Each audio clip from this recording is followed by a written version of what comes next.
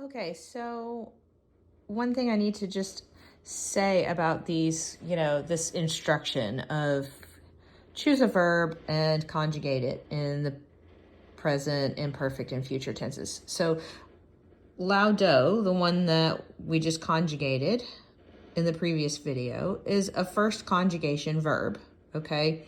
And this is how first conjugation verbs conjugate. They look like this. There are other first conjugation verbs that your student could choose if he or she wanted to. There's akupo or apugno or oro or paro. Those are all first conjugation verbs. So your student could choose any one of those. Does your student have to choose a first conjugation verb to conjugate? No. There are also second conjugation verbs and third conjugation verbs.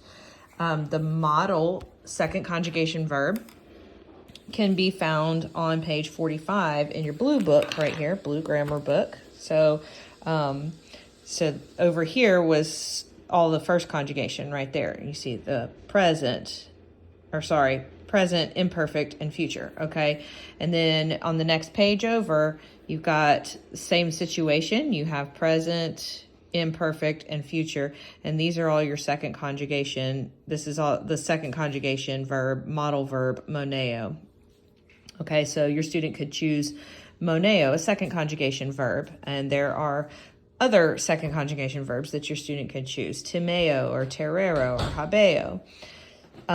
So if your student chooses a first or second conjugation verb, those are both really straightforward as far as conjugating. You can see they both look the same. You still got the OST, must, his, and the main difference here between first and second is that the conjugation indicator E there and A over here.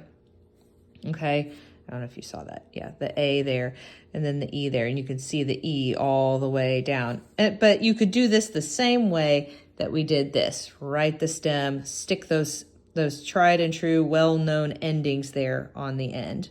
Okay, now if your student chooses a third conjugation verb, it's a little bit less straightforward, though not entirely.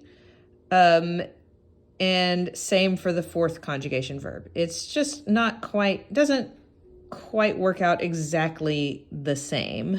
It's not the same as just sticking the stem on there and throwing the endings on, because there are some strange little exceptions in here. Like here you've got mitam, instead of this bobis bit, bimis bitus bunt, you have this kind of this exception here.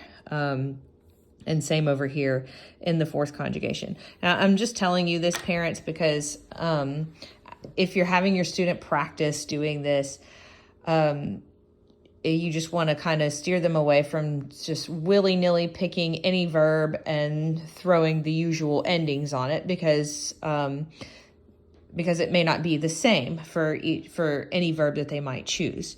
So if you're having your student practice doing this at home, and you say, hey, okay, choose a verb and then conjugate it in the present, imperfect, and future tenses. Get them to tell you the verb first and ask them, what conjugation verb is that? And that way they know and you've got a place right here on page 44 and 45 where you can go and you can check, if they did a first conjugation verb, you can go and check and make sure it looks like this. Or if they did a second, you can check and make sure that it looks like this, and then same third and fourth. This is your place where you can go and check what they did. But you're going to want to know what conjugation the verb is, so that you know which column to check it by.